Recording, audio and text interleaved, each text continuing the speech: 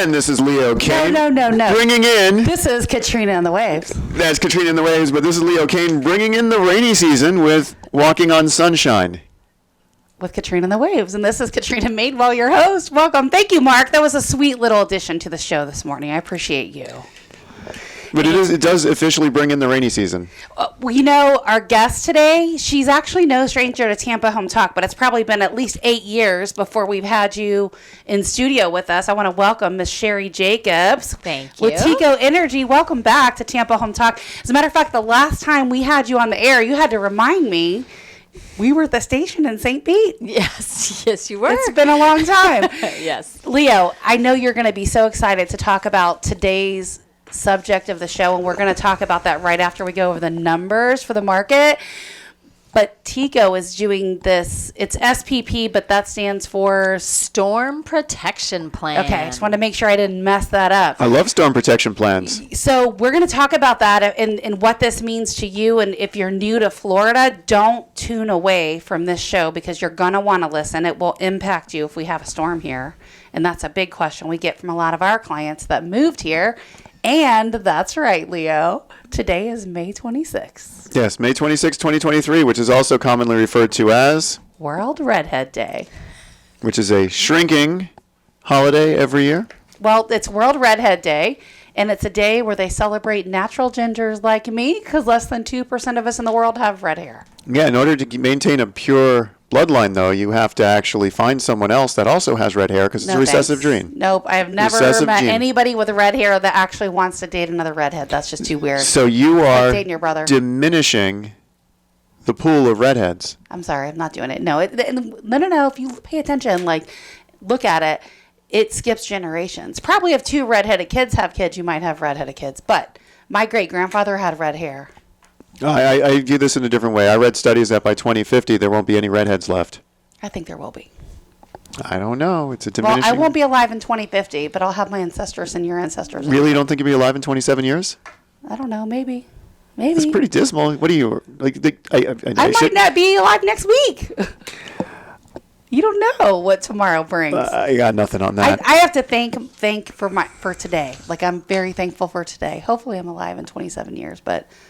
It's a dismal outlook. Extinct. We'll still be on the radio in 27 years. We might be, yes. We don't know what the radio will be, but we'll be on it. Well, today is World Redhead Day, so if you're a natural ginger like me, we celebrate you today. So thanks for listening. And let's talk about the numbers. Yes, let's talk about the numbers. Yes, because actually the April numbers popped for Florida Realtors just a day or so ago. So let's report this week's numbers, and then we'll talk about those because there's some really cool... You notice how I put the little mini chart side by side. I love numbers. So coming in this week, 691. Which is lower than last week. New listings. What were we last week? 750. Ooh, that's way lower. I know. So this explains the rest of the chart. Just like a 10% drop. Well... 691 new listings, sold 842, and pending 912.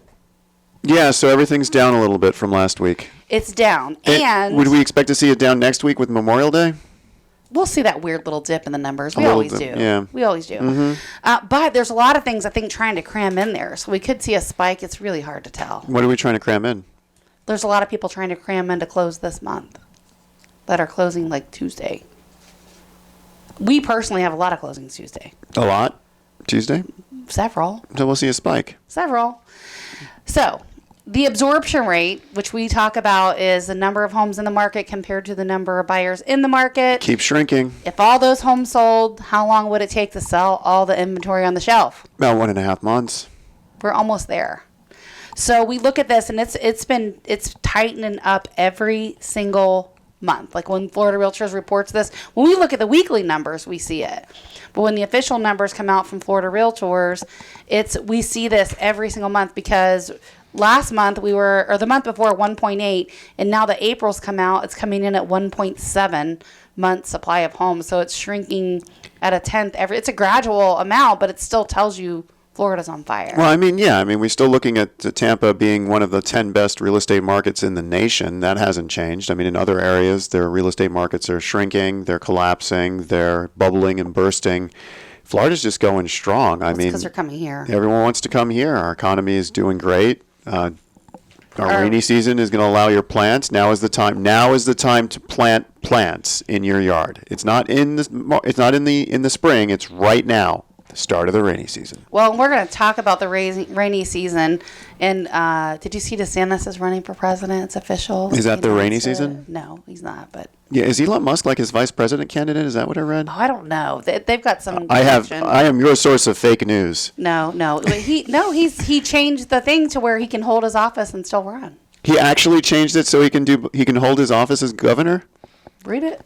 That's awesome. Yeah, because we knew when Charlie was running against Ron, Charlie's whole platform revolved around the fact that he'd serve his full term, where he knew Ron wouldn't. Well, I guess things have changed. Things have changed. The Things are executive changing. power of the governor allowed himself to remain in office and run for president at the same time. He's pretty strong. Like when you think about the dogfight he's in with Disney and some other people, I mean, he's a very strong person. Yeah. Like, he really is. I mean, Like him or hate him, he's just strong. well, that's just it. There is a like him or hate him out there about it, because he's got some very. Isn't that every politician these days? He's your typical Republican with very strong economic policies and very strange, almost backwards social policies. Yeah. Well, this is not a political show, so I it's guess not. we're done with that. So, Exactly. couple real quick little notes on these because I'm looking at March and April side by side. So the number of closed sales is down a smidge, and even though our absorption rate is tightening, so we're seeing that.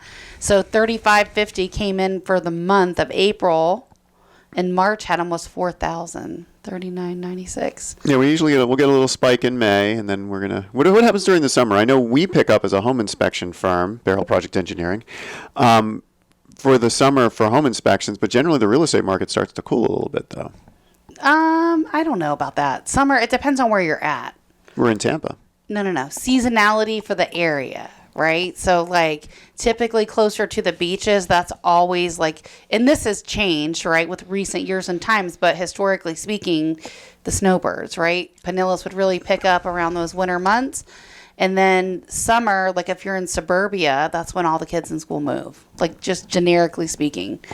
So the interesting thing too, remember we saw March, the median price go to $395. Mm-hmm. We're back to 400 in April. I think we're going to go above that. We cracked the 400,000 mark. When May reports, I think it's going to go above that. I love it. We've cracked the 400,000 point, which means that it's getting harder to find a home. Well, our median time to contract has also shrunk a little bit. So we were already up to 31 days. We're now down to 27. Everything's getting tight. It's like we had this small correction, which was a small correction, and then we're all Very small correction. And now, even though it's starting to rain on our parade, literally, figuratively, our real estate market's going strong. Well, we are definitely going to talk about rain on your parade. So if you don't know, and if you're not one of the people that have got these calls, this is what we're going to talk about today. But TECO, and maybe some of the other power providers you may know just through the grapevine, but they are working on this storm protection plan, which is where they take the overhead power lines and they run them underground, right? That's correct. So when you look at all the new communities, for the most part, all the power lines are underground because the developers have absorbed those costs, sometimes through part of a CDD. But most developers in this day and age are going to run the power lines underground. So in the older neighborhoods, you'll see those go up above. And I can speak to this from experience because the house that we redid, remember, Leo? You did the plans for Adam and Scherza, but that had overhead power lines. And we paid, it was Duke there to run it all the way underground. And it wasn't cheap. It was about $5,000. I'd like to get into a debate when we get back, because we're about to head into commercial break, about the benefits of underground versus overhead, because I think there's a strong argument to be made for overhead power lines. Well, aesthetically, people don't like them. Wait, when we get back, we'll have the We're debate. going to talk about all that, We'll debate when we get back. But before we debate, 813-377-2775, 813-377-2775. That's the number you can call or text to get all your real estate information if you want the April numbers that Katrina was talking about. 813-377-2775. Text the name April to that number, and Katrina will send you the April stats. So you get a whole month of stats text to you. It's about 8 pages. Yeah, I'll even have Mini Katrina make it zip code specific for you. 813-377-2775. This is Tampa Home Talk. We'll be right back.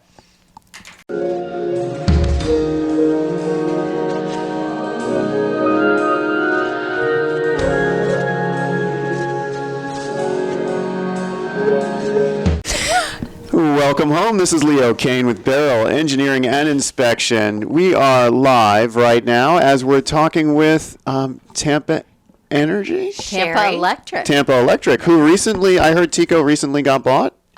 We did in 2016. So you're getting a new logo? No. Well, we have a new logo. Yeah. We've had it since 2017. Okay, it looks nice. It looks like Pac-Man's eating a street or a bridge. Oh, my goodness. Or it could be Leo. like a wave A wave of electricity. or water. Water. Or, But I heard water and electricity don't mix. correct. You're an engineer. You should know that. I should know that. But yeah, let's so we were talking about right before the break that Tampa Energy is going through a movement right now to put all the power lines underground. I think it's amazing. I think there's pros and cons to both. Well, we're going to talk about it. Yeah, I mean the distribution of electrical power is a critical aspect of modern infrastructure. Okay, Chat GPT. Wait, I have a whole article here. This is not. No, we're not doing this. You can pick out the stuff that makes sense, but you're not going to sound like you're reading on air. That is not going to happen. That will not happen. Here's my 800-word article generated in 20 seconds. I told you there would be no problem with this show lasting an hour, Sherry. Remember, we talked about this. So No, but seriously, when we look at the difference between overhead and underground, I mean, from a maintenance standpoint, isn't overhead easier to maintain? There are pros and cons to both overhead lines and underground lines. Now, if you live in an older neighborhood, I live in an older neighborhood. So do I. The power lines are overhead. Yeah, which definitely. is all of Tampa, by the way. And then when the storm is rolling through, you watch them sway in the wind and you hope they don't snap. So we have So real quick, I sat on this and let's talk about it. 45% of Tampa Electric's power lines are underground. Only 45%, which means more than half of them are above the ground. It's a little more now. It's roughly half and half. Okay. Yeah, it's about we have about half of our lines overhead and half of them are underground. Now, the lines that are underground were primarily put there by developers. Right, you build a new subdivision, you put the power lines underground, I have a and curious question from a real estate perspective, because I don't remember this. I guess I didn't pay attention to it when I was younger. But do you know, like, thinking about Tampa Electric, right, and TECO and the areas they serve, where were some of the first neighborhoods that ran underground power? Do you know? that's a great question. Now I know our downtown network has been underground for A long a time. long time. So that was very likely the first place, but I'm not positive. That makes sense. Yeah. That makes sense. For those underground areas, like for a downtown area, you need to have switchgear, you need to have vaults. I don't walk around and I don't see these huge switchgears, which look like basically a dumpster enclosures. I don't see those downtown. So where is all this electrical equipment? Are they buried under buildings? So the downtown network is a little different than, say, your typical subdivision, right? There are vaults under the ground, and there are substations above ground, and there are. If you walk downtown, sometimes you can. You're walking over a grate, right? There's a metal grate, and you can kind of see down there, like, oh, that's where the electrical equipment is. So it's a little different than, say, your subdivision, where you might see switchgear, like as you described. It's kind of a big green box. Those are usually at, say, the entrance of a subdivision. And then also you might see other equipment. Every couple of yards, you might see a pad-mounted transformer. Those are smaller green boxes, and those are We have one they're right enclosed. outside. Yeah. So there you go. So these developers, they pay, I guess, impact fees or some kind of distribution fees to Tampa Energy, and then they put the equipment in, or you put the equipment in, or it's a combination thereof? So I want to chime in on this, because, the other property where we were wanting to build. Yeah. So it was not an actual big developer. It was like a smaller guy that developed that property into 4 lots. And he didn't pay to run the power underground. So before anything started in the first house that was built, they said, yeah, let's share the cost and go ahead and run it underground. So the homeowners paid for that. So if the developer doesn't, a lot of the homeowners are. And the builder encouraged them to. He said, look, you want to do this. And did you live here in 04? No. Okay, so I did, and it was on national news. If you remember, we had back to back to back to back storms. Oh, I lived in where all those storms hit. I was in Southwest Florida at the time.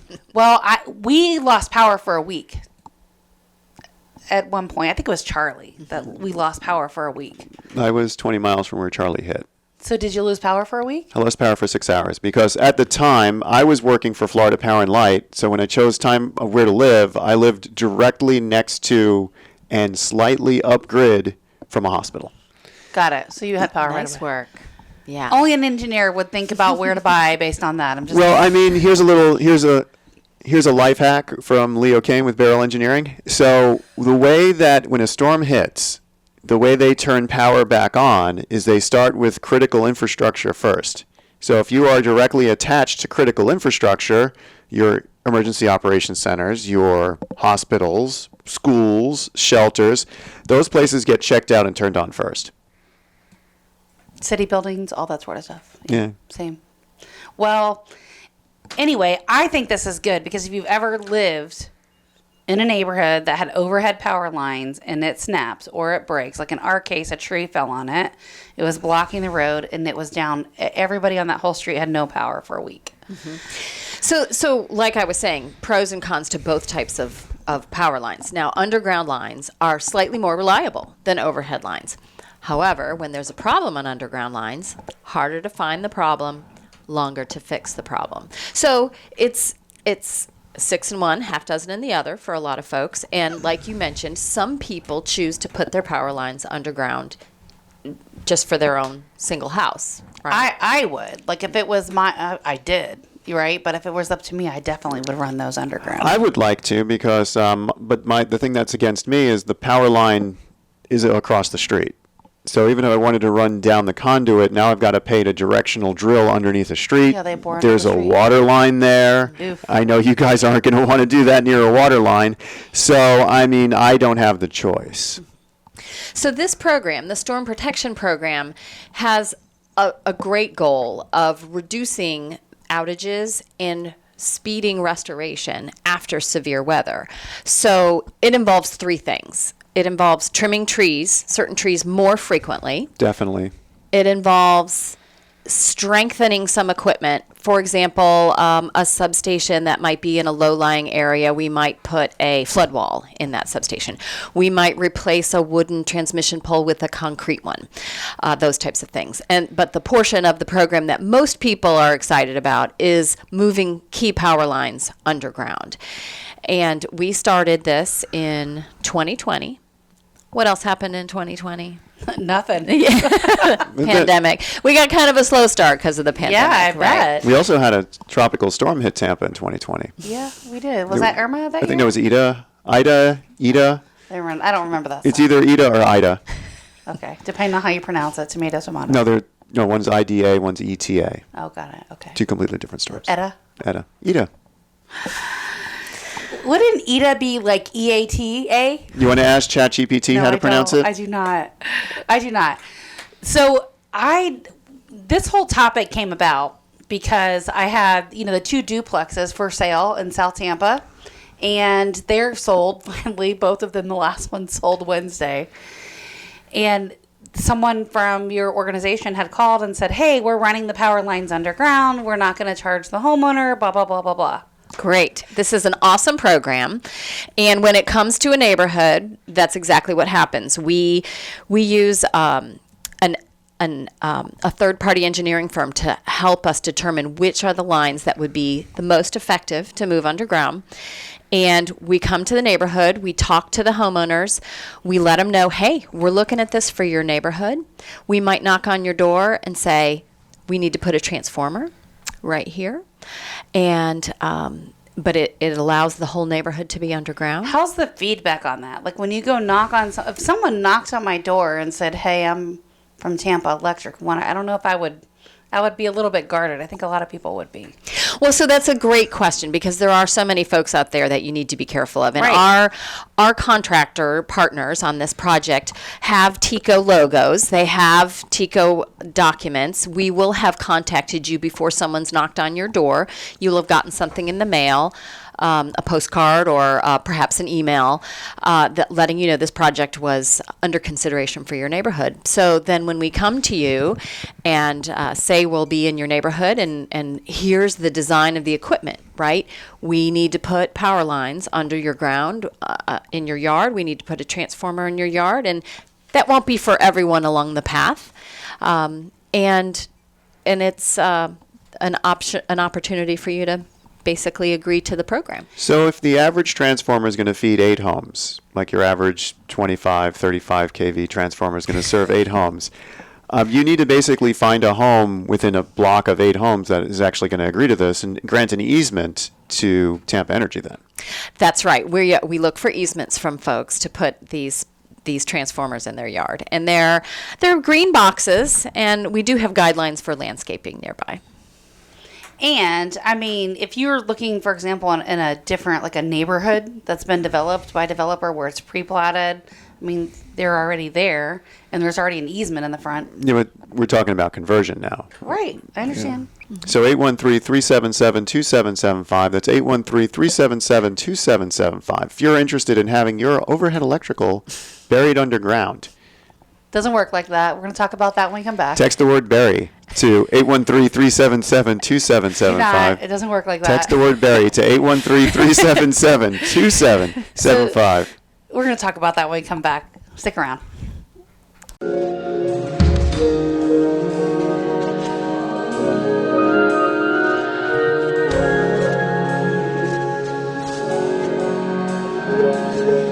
Well, welcome home. This is Leo Kane with Barrel Engineering and Inspection. I was told to let the listening audience know that when I started my career many moons ago, I was an electrical grid designer for one of your competitors, Florida Power and Light.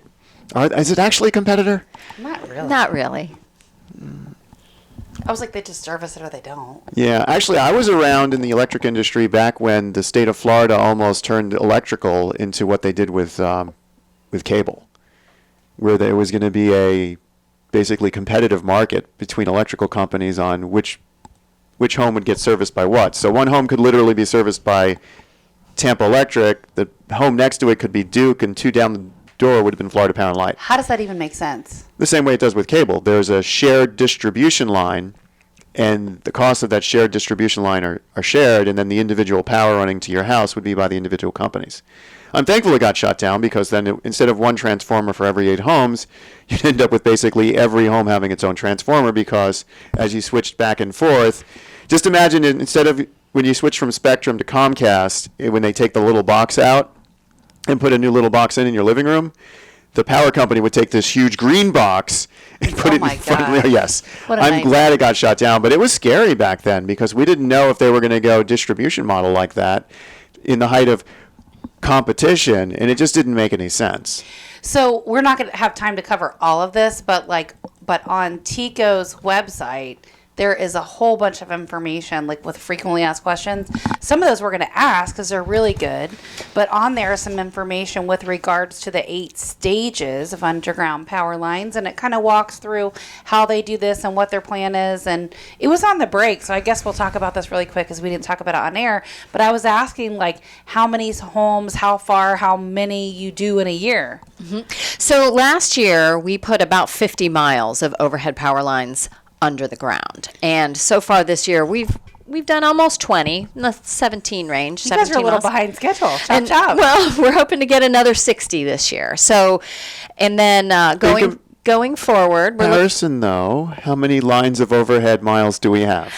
Excellent question. We have 6,000 miles of overhead power lines. She was trying to answer the first question. I wanted to just you can't give some numbers without others anyway. Okay. So good perspective, right? So our goal with this project is we're looking at up to about 100 miles a year that we'll put underground. So clearly that's chipping away at that 6,000 miles of overhead line. And we'll see how the reliability statistics result from that. How long is this project supposed to take? Because you said 6,000 miles is what you're trying to replace. Well, that's how many overhead miles we Okay. have. And this is an ongoing project. And the goal isn't necessarily to put all the power lines underground. We're putting certain key power lines underground, and with the goal of reducing the time it takes to restore power after severe weather and reducing the amount of outages from severe weather. That's the whole point behind this, right? Right. Like being able to restore power quickly. Exactly, after a storm. So are we moving towards like what Miami and Broward County have with a mandatory, if you're putting in anything new, it has to be underground? Do we have that here in Tampa, or is that just still in Southeast Florida I think that is in Southeast Florida. only? Well, yeah, because one of the FAQs on their website says, doesn't the law require Tampa Electric to install all power lines underground? And it does not. Now, it does require us to have a program to reduce the restoration time after storms. And this is our approach to that. The 3 buckets that we talked about: tree trimming, strengthening our equipment, and underground lines, certain lines. So we just filed very recently our updated plan. Every 3 years we update our plan, and our regulators up in Tallahassee have said that was a good plan. So Do you guys, I have a really quick question with regards to the cost, then you jump in. Are you guys getting any type of grant program from Florida to go towards the cost? Because it's got to be a substantial cost. This program, we're investing about $150 million a year in this program. And the result of the program, to shorten that restoration time after hurricanes or other severe weather, benefits all customers, and all customers share the cost of this. And so we'll come back to that, I guess, on the cost, because it's a small amount on the bill, right? Yes, it is. So I just checked my recent power bill before I came here today, and the storm protection plan is listed as a line item on your power bill, and mine was about $4. So that $4 cost is going towards this infrastructure to make the go back time to restore power shorter and underground power lines. Exactly. Okay. So I guess let me approach it from this angle. So I'm on the stormwater plan. I know that, well, I don't know this because I'm the homeowner, but my neighborhood's in the stormwater plan, and you're going to be doing this year. We're going underground. And let's say we have an Ian or a Nicole that knocks out the power grid in that area. Are you going to restore it to overhead, or are you going to, at that point, just go underground? So do you mean when we restore power after a storm? Yeah. So we don't look at it like that. You had mentioned earlier that when we restore power after a storm, we do critical infrastructure first: hospitals, police stations, traffic lights, shelters, that type of thing. And then we move to the big pieces of our network, right? The transmission lines from the power plants to the neighborhoods. And then we look at the neighborhood lines. Some of those are overhead, some of those are underground. So we restore the greatest number of customers in the shortest amount of time. Well, that makes sense. I mean, everyone wants their power back immediately, and the news is running rampant with like so many thousands of people out of power. That's right. So this program is something that it's being backed by our bills, basically, and it's expanding in outreach. So how do I find out when my neighborhood, because I'm close to downtown, when do I find out when my neighborhood's going to be? So when we are going to come to your neighborhood, we're going to contact you. That's a common question, right? Hey, come to my neighborhood. I really want this program. We have a plan mapped out in terms of which are the most effective lines to put underground in a particular order. So when we are coming to a neighborhood, we let folks know ahead of time, and we share as much information as we can so folks understand how great this program is. So Sherry, you guys said you're starting with the most effective, right? You have a plan with engineers have said this makes the most sense to start here. Do you share roughly what your plan is and where you're trying to go next, or no? So when we're coming to a particular neighborhood, we do tell But those not folks. in advance. Well, That's what I'm gathering. as much advance as we can. Long term, the goal is to have, some level of, next year we're coming to your neighborhood, but we're not there yet. So early days of the program, we're about 2 or 3 years into the program. I know you had something burning, Leo. This is your jam. This is my I should have jam. let you just run the show. I know, that's why I have so many questions here. So when you're deciding your critical lines, is it going to be something where, like, let's take near downtown Tampa, we got Nebraska. Nebraska Avenue stretches from downtown Tampa all the way up through Seminole Heights and keeps going north. Oh, actually, I think it turns into 41. I just took. I can answer this question actually. So would you do 41 runs from Miami to Michigan. Okay, so Oh. that's a long road. Let's just talk about It used to be the main road. Nebraska, the main road. the one piece called Nebraska. So we're going from downtown up through north of Seminole Heights, that block. So would you guys consider Nebraska a main line and then those little side street residentials would be later? Or would it be you're going to The other approach way. it from a grid? You're going to do the side street residentials and then you'll do... That way. We're starting with the neighborhood lines, and the feeders are handled separately. Those main lines are called feeders. We handle those separately. And why would they do that? Oh, because the access to get to feeders, if it's all about the speed of restoration, then yeah, handling the side streets would lead to faster restoration because the main lines are just cleared. So one of the great questions on your website, and I can imagine so many people asking this, is why didn't Tampa Electric run those power lines underground to begin with? You guys must get that on every single call you make. So it is an excellent question. It is a common question. And I mentioned our regulator, the Public Service Commission in Tallahassee. And the Public Service Commission asks us when we put in power lines that we do it in the most cost-effective manner. And that almost always is overhead lines. So Do you know what the difference in cost would be? Just generically speaking, do you have a ballpark idea? it's Like if you're, like I talked about that neighborhood, it's 22 acres, 4 home sites, right? So they're spread out. It's not a real long street, but if you were running overhead power lines for 4 homes, and then compared to underground, what would that difference be? So that's an excellent question, and it's going to vary, right? You mentioned earlier there was a single home that you put underground, and it was in the neighborhood of $5,000. And that sounds about right from what I've heard from other folks who put in a single home. Now, It was long, too. It was a long stretch from the main road, and they had to add another pole. And so when we're doing power lines overhead, the price can vary, but a general guideline is up to $1 million per mile to put a power line underground. Wow. And Up how much to. is that overhead? I don't know the answer to that Okay. part, but this, so we have an obligation to serve every customer in our territory. Our territory spans from Hillsborough out to portions of Polk. We go up into Pasco. We have a small, tiny portion of Pinellas, and we have to serve all those customers. And we've been in business for 125 years, so this is a legacy network that we've built. So basically, Public Service Commission, which is who you're regulated by, says you guys have to do it in the most cost-effective manner.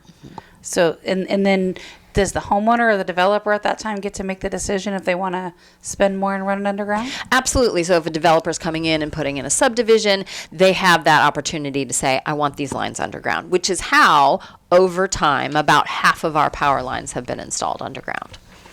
So one of the other questions is when you're converting to these overhead, from overhead, is there new equipment they have to put? Is it just those transformer boxes? Or is there anything else? Yes, there is some new equipment. So we talked about the transformers that aren't in every yard, but they're every couple of yards. You might see those.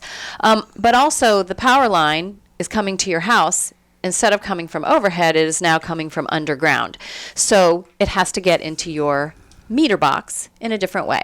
So we put on meter box adapters, and there's a couple different kinds of those, and we look at the equipment in the field and determine which one is the best for your house. Makes sense.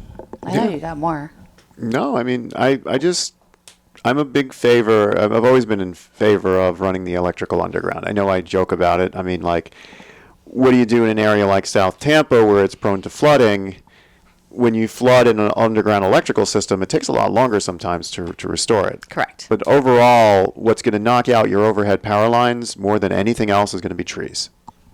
Correct. Yeah, definitely. Trees. For sure. Tree trimming is... That's how we lost power for a week. Yeah, tree trimming is vital. It's not just tree trimming. The whole tree can blow over. Oh, yeah, the whole tree can fall over. But most of the time, it's going to be tree limbs. In our case, it was the whole tree. We lost power for a week. How long is the power out usually when this happens? How long do people lose power? Oh, after a severe weather? No. When you're converting from overhead. To Oh, underground. that's an excellent question. So when we Is it a long answer? No. We'll answer it when we come back. 813-377-2775. If you want your overhead power lines buried, text the word buried at 813-377-2775. That's 813-377. You know you want to know how long it takes. 2775. We'll talk about it. 813-377-2775. Text the word buried. We'll get No, your no, overhead no. powers buried underground. Text your real estate questions there.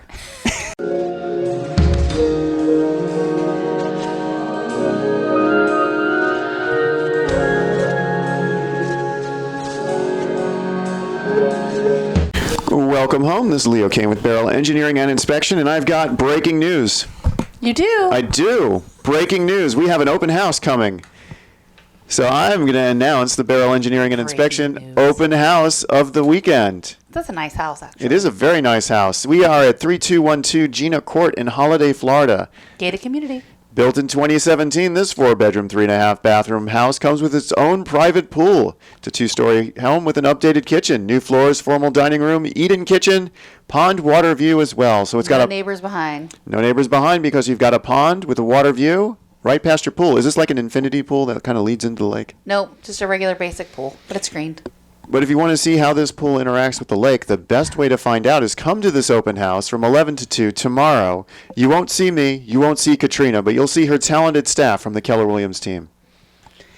You make it sound like I never work on the weekends. I totally do. $575,000 for this beautiful 3212 Gina Court in Holiday, Florida, built in 2017, 4-bedroom, 3.5 baths. It's right by Straub Park. There's some nice little beaches right by there. It's a great location. And if this holds true with all the other listings that we've been reading on the air, it won't be available next week. It's moving. Everything's moving pretty quick. Everything's moving really fast because of the attention to detail, It must be, yeah. the announcement of the open houses. You should be a guest sometime. Has nothing to do with the open house itself. It's about the announcement of the open house. Oh, I see. Okay. So I hope to hear that you were there at 3212 Gina Court in Holiday, Florida. You really should come by sometime. Meet us. Check out the house. I would love to. My calendar is going to open up a little bit in a week now that the kids are out of school. All right. And I'm kicking mine out of the country. Is she time to go? Time to go. Oh, I'll when's have she all leaving? this. She's leaving Wednesday. I'll have all this free time. Are you going to miss her? No. What? I want my freedom back. Was that all your wife's idea? Yes. No missing at all. The other thing I'm not going to miss is one day I'll hope to look out my window and not see any overhead power lines. Leo's going to be like the cranky old man when he gets old. Get off my lawn. Get that green box off my lawn. So I was asking before the break about the electricity. How long do people actually lose electricity when you guys do this conversion? So construction, when we're in a neighborhood, can take a few months, and it varies, of course, but the average is 2 or 3 months. At the end of that process, we transfer the power from the overhead lines to the underground lines. Yes. It's Leo? really neat what they'll do. They'll put the whole infrastructure in place. Look how excited he And is. they'll go to one of these switchgear boxes that I keep talking about, the ones that look like dumpsters, and they'll take this big stick and they'll just flip a switch up and they'll switch another one down from the air, and then it takes like seconds. The actual transference is like seconds. But you do have a power outage it could take a couple hours, could take 2 hours, 4 hours, but then you'll have underground service. It's neat. It's just like it's literally flicking a switch. That's got to be such a dangerous job. It is hazardous. They have a lot of training. They have a lot of protective safety gear that they wear, and I am in awe of those guys every day. My uncle was a TECO lineman for years. Really? He retired from there. Well, That's they were fantastic. GTE. Remember how long ago that was? Weren't you guys GTE at one point? No, that was Verizon, was GT. Yeah, No, it was no, Verizon. it was- Yeah, it was Verizon. I guess it was TECO. I don't know. I'm So, mixing but something here's a up. little factoid for you. Back when electricity first started, 1 in 3 linemen were killed on the job. Oof. What's that? What is it now? It's way smaller now. It's not yeah. that's It's not an issue. That's terrible. not an issue at all. Yeah, factoid. So yeah, but the safety equipment's extreme. You have boots, you have fire retardant shirts, you have special gloves, you have those special Hat. sticks, the hats, hot glasses. stick. Yeah, the hot So does stick. it keep them from getting zapped? Yes, it keeps them from getting zapped. That's pretty cool. Yeah, if the death rate was as high as it was 150 years ago, I doubt anyone would be a lineman today. Yeah, probably. You're right. You're right. So this program where you're running the power lines underground, does this involve like getting rid of trees and digging up trees in people's yards? It does not, which is part of the benefit of it, right? Now, this to install the lines underground, we use what's called directional drilling. You might have heard it called directional boring. It's like a big drill, and it goes underground, and it's a minimum of 3 feet underground. And depending on circumstances, it could be much deeper, right? Could be 10 feet, could be 6 feet. We can go under tree roots. We can go under other equipment like sewer lines or water lines and those types of things under your sprinkler system. It is less invasive than other ways to install underground power lines, and those methods involve significant digging. So we avoid that where we can, and we do this underground drilling, and then of course it comes above ground when it comes to the transformers and to the switchgear. Unfortunately, it makes it a lot more expensive.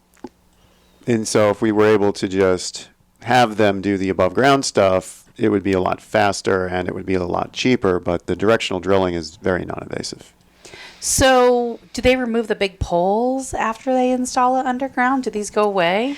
For the most part, yes. So there are other utility lines on some of those poles, like think about phone lines or cable or those types of things. And we work with those folks and say, hey, we're going underground.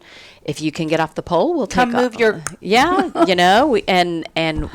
our goal is to remove the poles, and that's the very latest part of the construction process, right? So we do the drilling, we put the other equipment in, then you do have that little outage, and then we restore anything that's damaged, and then we take those poles down. What about the lights? What do they do with What about them? the What do they lights? do with the poles?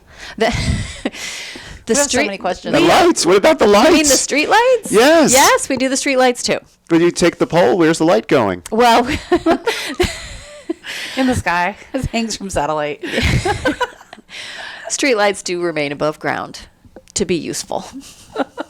Leo. Yeah, but if you take the pole away, do you have to put new street poles in What too? do they do with the poles? Do they use them for something else? Do they recycle them? Like, We what do they do with them? recycle where we can. So we do have a program where some charities will take our old utility poles and use them as, picture a parking lot at a campground type Okay. thing, where they use the utility poles as the stop at the front of the parking spot, those types of things. Or garden it, outlining a garden. So I have a Folks use technical that. question, and you guys can answer this. Leo, you probably know the answers, but we were talking about water and electricity not mixing, They right? don't. It sounds so crazy to think that, like, when you just, like, from the lay person, which is me, and you think about taking electricity power lines, and moving those underground where all the water goes and sits in the ground when it rains. It sounds so dangerous. Like, how do It's- they what's the technical stuff behind that? It is in a conduit because it's going to be in the ground for a long time, and it is inside of that conduit, sort of like picture like a pipe, like a plastic pipe, Got it. if you Okay. will. It's that type of And technology. no water gets in there. Typically, no. And when it does? There's the cables themselves are protected as well. Okay. So if it got through the conduit, it'd have to get through the sheathing of the cable, it's called. And if it gets through all that, it's got to get through another layer. But we're out of time. The tip of the week, don't dig. Sunshine 411. 811. 811. Call before you dig. If you plant anything or put up a mailbox or a fence post, call 811 before They'll you mark dig. it. They'll come out and mark it for you. They will. Give them 2 days. You'll be ready to go. Even our post guys do this when they put the real estate signs in. All right. Love where you live, or we're going to fix it. We had a great show with Sherry. Thanks for tuning in. Have a great weekend, everybody. Bye.